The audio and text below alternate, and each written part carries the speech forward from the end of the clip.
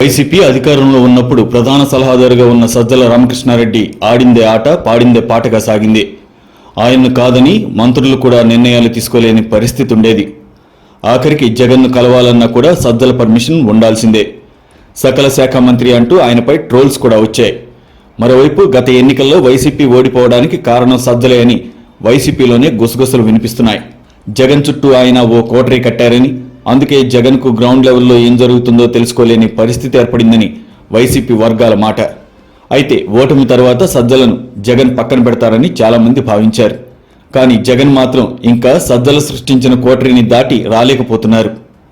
తాజాగా political advisory కమిటీకి చైర్మన్గా సజ్జల్ని నియమించారు. దీంతో జగన్ ఇక ఈ జన్మలో సజ్జలను వదలరని వైసీపీలో ఇన్సైడ్ టాక్ వినిపిస్తోంది. ఇంతకీ స్టేట్ కోఆర్డినేటర్గా ఉన్న సజ్జలను పీఏసీ చైర్మన్గా నియమించి జగన్ ఆయన స్థాయిని పెంచారా తగ్గించారా అన్నది ఇప్పుడు చర్చనీయాంశంగా మారింది. నిజానికి వైసీపీలో పొలిటికల్ అడ్వైజరీ కమిటీ మొదటి నుంచి ఉంది. ఇది ఓ రకంగా పొలిట్ బ్యూరో లాంటిది.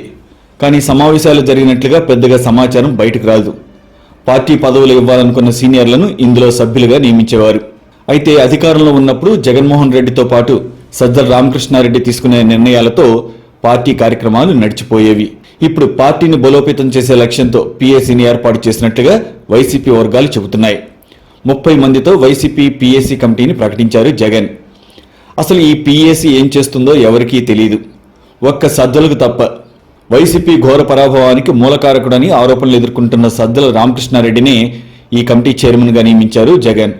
అయితే కమిటీ సభ్యులుగా ఉన్న సీనియర్లకు చైర్మన్గా సజ్జల రామకృష్ణారెడ్డిని నియమించడం రుచించడం లేదు. పార్టీ రాష్ట్ర సమన్వయకర్తగా సజ్జల రామకృష్ణారెడ్డి ఉండేవారు. ఆయన్ను తొలగించి సమన్వయకర్తగా పులివెందులకు చెందిన సతీష్ రెడ్డికి బాధ్యతలు అప్పగిస్తారని ప్రచారం జరిగింది.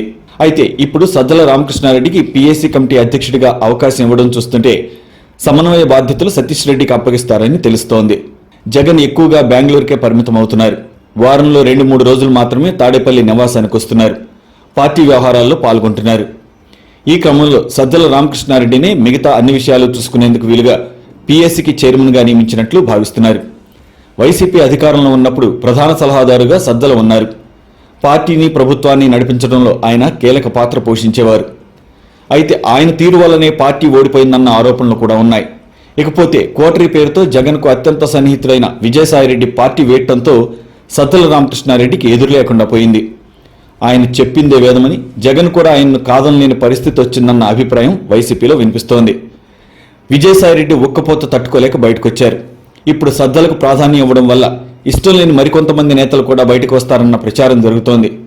జగన్ను నేరుగా కలవడానికి నేతలకు అవకాశం లేదు, సజ్జల ద్వారానే జరగాలి.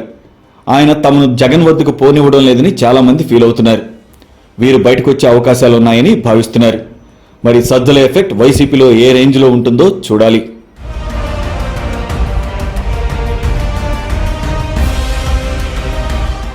ఈ వీడియో మీకు నచ్చినట్లయితే లైక్ చేయండి, షేర్ చేయండి, ఛానల్ని సబ్స్క్రైబ్ చేసుకోండి.